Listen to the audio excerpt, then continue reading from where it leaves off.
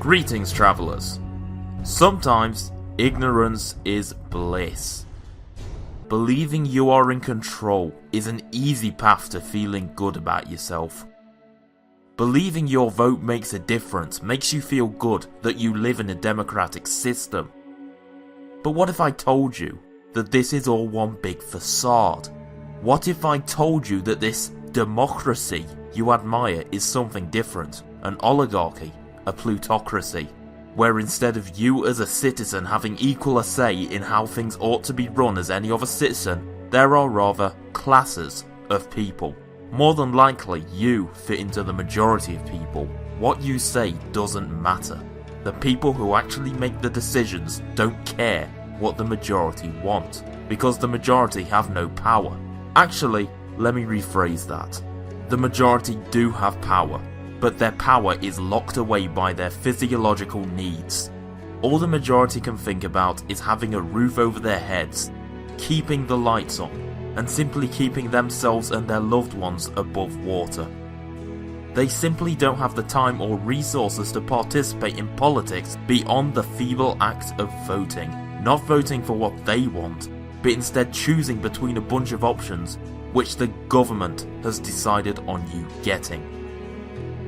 If your beliefs are against those of the corporate elites and the international banking cartels, then your beliefs are not going to be given the time of day.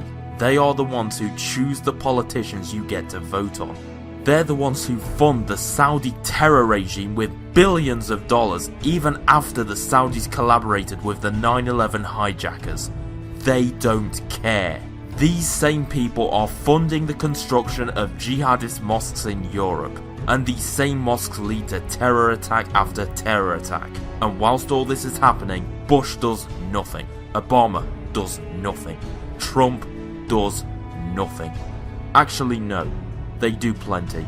They continue to send billions of dollars worth of weapons to the same global terrorist organization which funded all of these terror attacks. The deaths of thousands of their own civilians don't matter. In fact, it gives them an excuse to take all your rights away.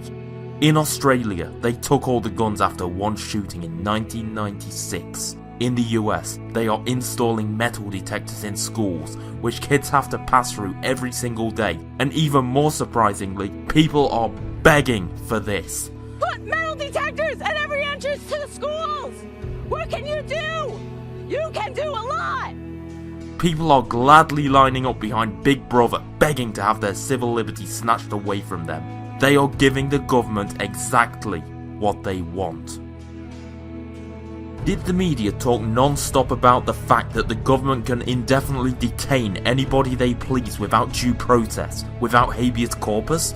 Did you ever hear the media talking about how to stop Saudi Arabia's terrorist campaign in Yemen? Do you ever hear the media talk about the corporate welfare checks given to Wall Street every month?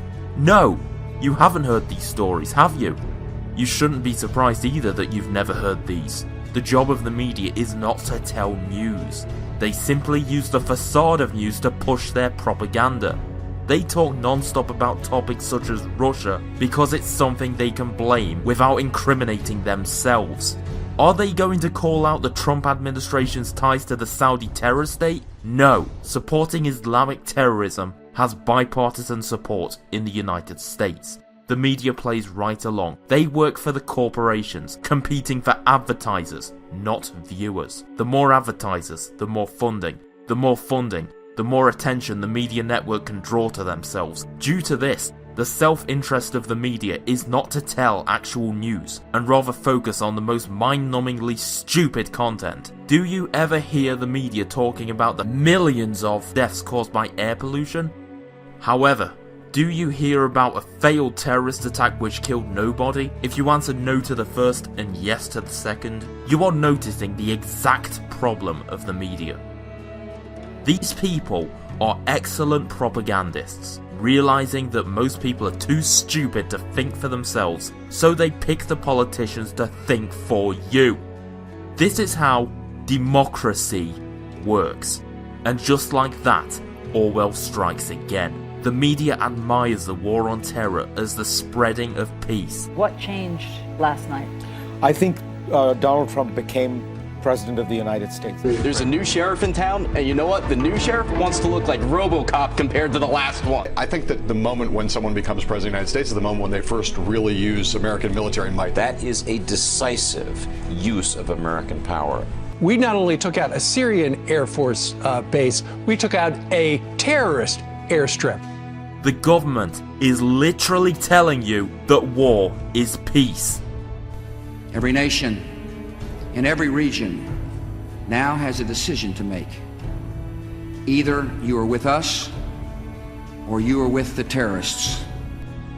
Either you're with us, either you love freedom and with nations which embrace freedom, or you're with the enemy.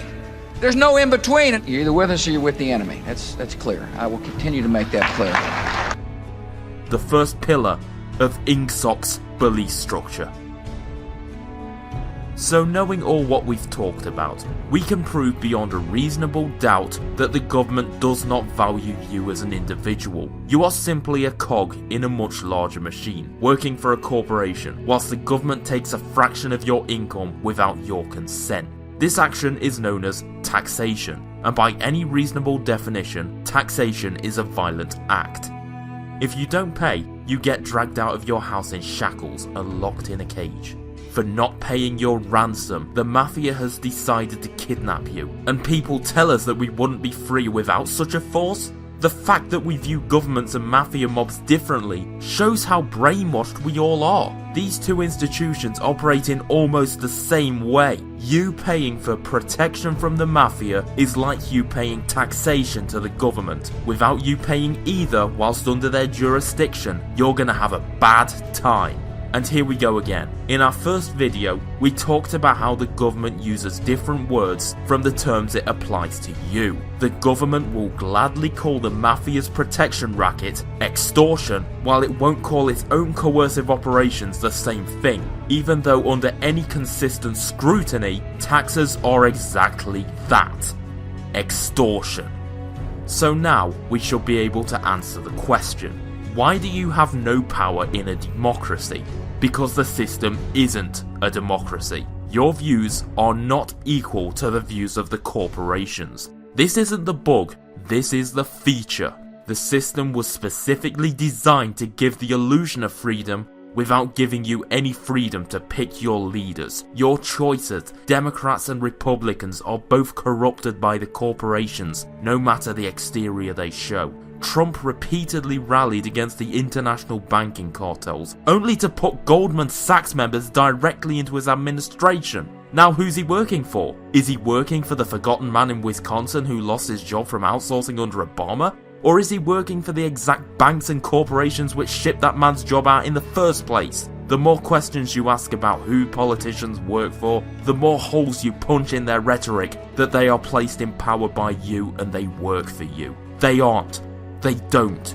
They are placed in power based on their publicity. How many ads can they dish out from the funding their donors give them? How much attention can they draw from the uneducated masses to mindlessly vote for them? They are well aware of this. The most an average citizen can do is simply take an hour out of their life to vote.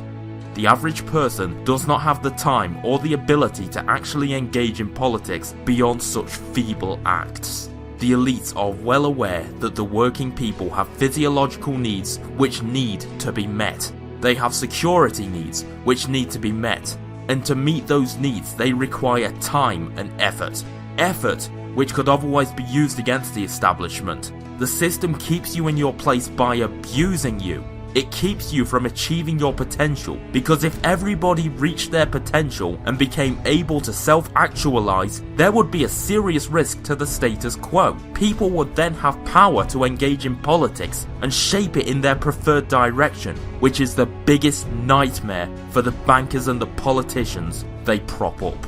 The truth can sometimes hurt, but do remember that ignorance of the truth is always worse. It may feel good, but this blissful ignorance is an easy path to you becoming a slave to institutions you have no idea how to fight against. Having no knowledge of law will lead you to be taken advantage of by law enforcement, who simply make up laws on the spot to make you panic, to put you on edge, to destroy the hope inside of you for making this world better. But there is hope. Hope comes in the form of knowledge, and the questioning of all authority you come across. We call it the journey less travelled. Thanks for watching this video. If you liked it, drop a like, share it and subscribe. Also, don't forget to click the bell right next to the subscribe button. If you absolutely loved this video, become my first ever Patreon in the description. Just click that link right there and I will shout you out at the beginning of the next video. Thank you for travelling along the journey less travelled.